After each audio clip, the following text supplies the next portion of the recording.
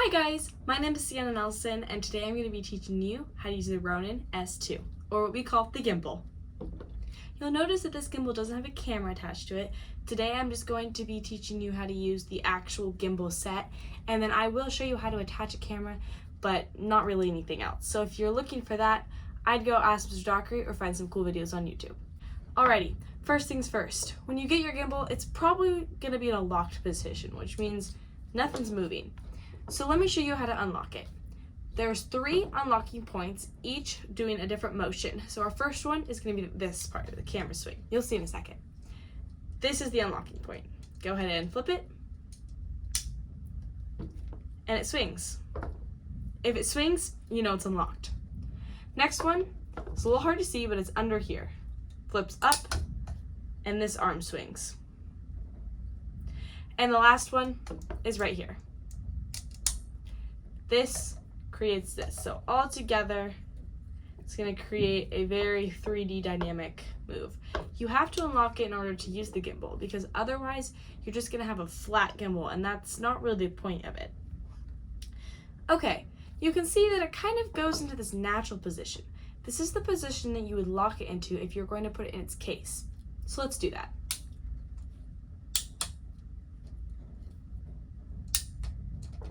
Now that it's locked, I'm going to start removing the parts in order to put it in its case. First thing I'm going to do is remove my camera stand. Now, before you remove this camera stand, you need to mark where on here it is, because otherwise you're going to have to rebalance it every time you put it on. So you can mark this with a little pencil mark or something that you can erase at the end so it's not a bunch of pencil marks on here. In order to do that, I'm going to unlock this and slide it forward. It's going to stop, and there's a button under here that you're going to push in, and it'll slide right on out. Next, I'm going to take off this tripod part. Finally, I'm going to take off this handle, or the battery. In order to do this, this little latch right here is just going to swing like that and pull. Now you have 4 parts. We're going to put this in to our gimbal bag. This bag is what you're going to take your gimbal in if you go out, shoot, or anything like that. You're never going to take the gimbal out of the classroom just holding it if you're going to take it home. It's always going to go home in this case. The first pouch is where you're going to put most of the stuff, like your battery, your camera stand, and the tripod. The second part is where you're going to put your actual gimbal, this big piece. Let's start with the first part. We're just going to slide these into the pockets.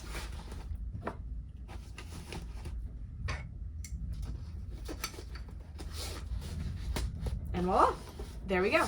Put any cords, cables, anything like that into this one, as it has lots of zip-up pockets just for that. This one, you only want to put this. It also has a specific way shown in there's a little picture in here for you. The other one, the older case, does not. It just has a foam padding, so that you'll just kind of have to lay. This one does, though, also have a strap, so it's strapped into place. Then, zip it up, and you're ready to go. Let's unpack it. First, I'm going to remove my battery, my tripod, and my camera stand. You'll notice that there are a few other things in here, including a wireless video transmitter and another stand that you can attach to the gimbal for an extra handle. If you'd like to use any of those, go ahead and ask Mr. Dockery for help with that. We're going to remove our main part of the gimbal and get it set up.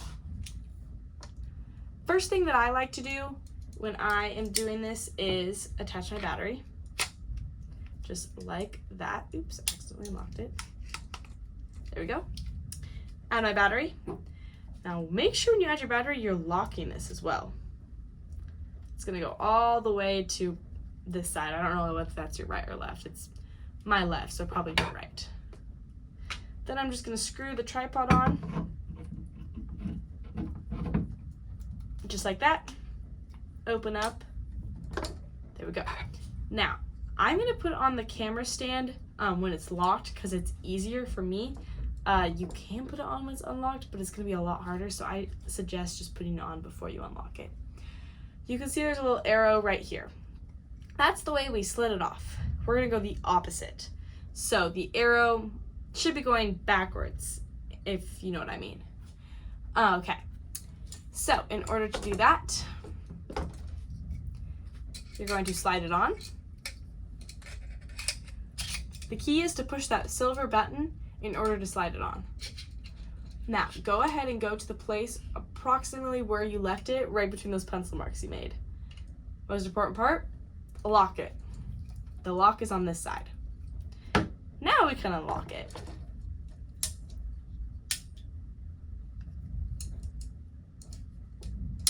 There we go.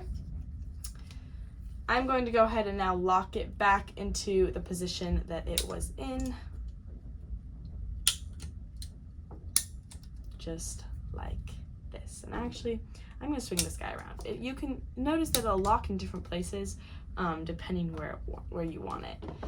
I am going to add a Tamron X6060 to it. This camera is typically the one that will come with the gimbal, like already on it, but I'm just going to show you how to put it on. If you want to add another one, you're going to have to take the plate off and do all that. So I don't recommend it because this camera is an amazing camera. The only downside is it doesn't zoom out very well, so if you really want a far out camera, don't recommend using it, but otherwise, great camera.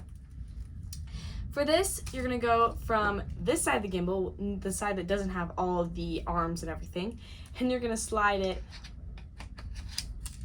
right on in. You have to make sure the lever in the back is unlocked. When you slide it in, you'll see it. Go ahead and then lock it.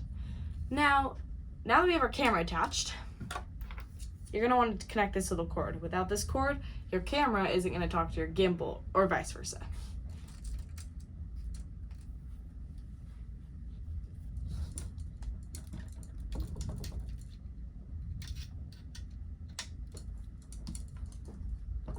After connecting the cord, go ahead and lock your gimbal.